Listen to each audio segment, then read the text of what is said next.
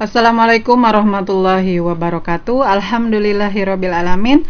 Kali ini kita berjumpa kembali dalam kegiatan belajar melalui video pembelajaran. Ini adalah materi kelas 11 semester 1, yaitu tentang pendapatan per kapita. Sebelum kita melanjutkan belajar, jangan lupa subscribe channelnya, like, share, dan komen. Bagi yang sudah subscribe, terima kasih banyak. Semoga kita tetap bisa menjalankan hari-hari kita dengan sehat, tetap berkarya, tetap semangat. Oke, langsung saja kita bahas apa itu pendapatan per kapita. Pendapatan per kapita adalah tingkat rata-rata pendapatan penduduk suatu negara pada periode tertentu yang diperoleh dengan membagi jumlah pendapatan nasional, biasanya dalam PDB, dengan jumlah penduduk di negara tersebut. Rumus pendapatan per kapita dapat dirumuskan yaitu pendapatan nasional dibagi dengan jumlah penduduk. Kita lihat manfaat pendapatan per kapita adalah pertama, menilai tingkat kemakmuran masyarakat pada suatu negara.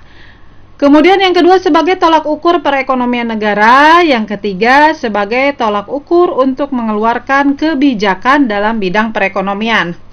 Manfaat yang keempat yaitu sebagai tolak ukur untuk pembangunan, dan yang kelima adalah untuk mengetahui tingkat produktivitas suatu negara selama periode tertentu. Itulah manfaat pendapatan per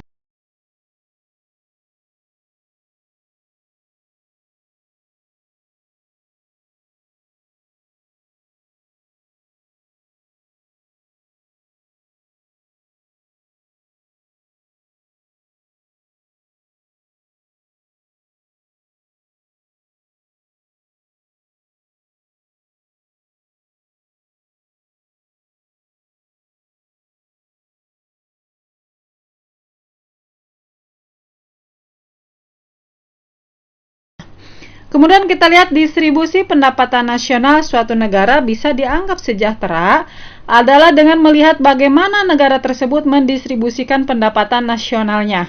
Apakah pendapatan nasional didistribusikan secara merata ataukah malah timpang? Untuk tahu hal tersebut, terdapat beberapa indikator yang dapat digunakan untuk mengukur tingkat ketimpangan distribusi pendapatan, yaitu dengan menggunakan koefisien Gini. Selain koefisien Gini, kita juga bisa menggunakan kriteria Bank Dunia. Koefisien Gini adalah biasanya diperlihatkan oleh kurva yang disebut dengan kurva Lorenz. Kurva ini memperlihatkan hubungan kuantitatif antara persentase jumlah penduduk dan persentase pendapatan yang diperoleh selama kurun waktu tertentu. Biasanya setahun, untuk mengetahui ketimpangan distribusi pendapatan. Kita lihat kurvanya, ini adalah contoh kurva Lorenz dan koefisien Gini. Di sini kelihatan yang gambar warna hijau itu adalah indeks Gini. Kemudian yang ke bawahnya adalah kurva Lorenz. Ada garis ke bawah itu kurva Lorenz. Semakin jauh jarak garis kurva Lorenz dari garis diagonal, berarti semakin tinggi tingkat ketidakmerataannya. Tetapi jika semakin dekat kurva Lorenz dari garis diagonal, berarti semakin tinggi tingkat pemerataan distribusi pendapatannya. Itu dilihat dari sumbu X adalah bagian kumulatif populasi atau diurutkan berdasarkan pendapatan. Kemudian sumbu Y adalah kumulatif pendapatan. Ini gambar kurva Lorenz dan koefisien Gini.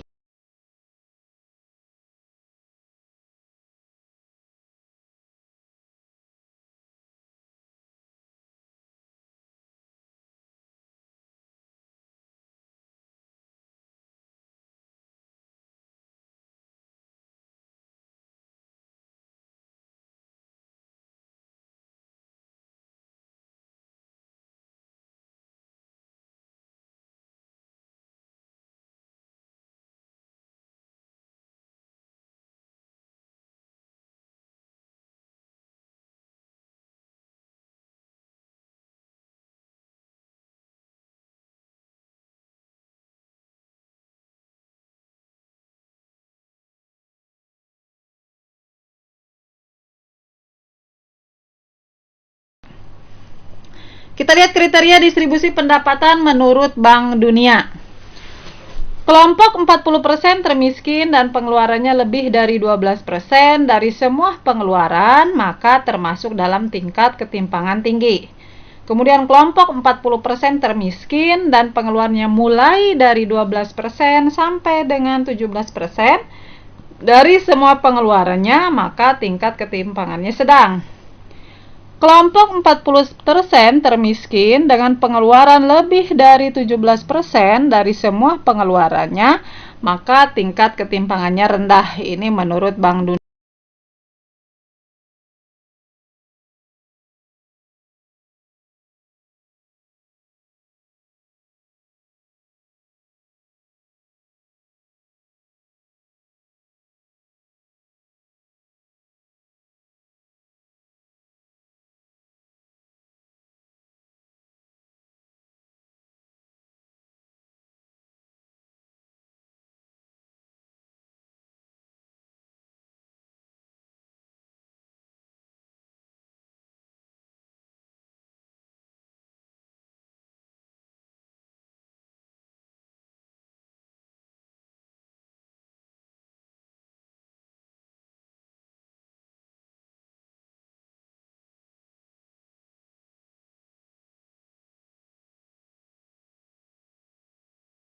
Kapita.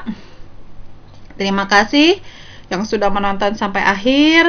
Jangan lupa subscribe channelnya ya.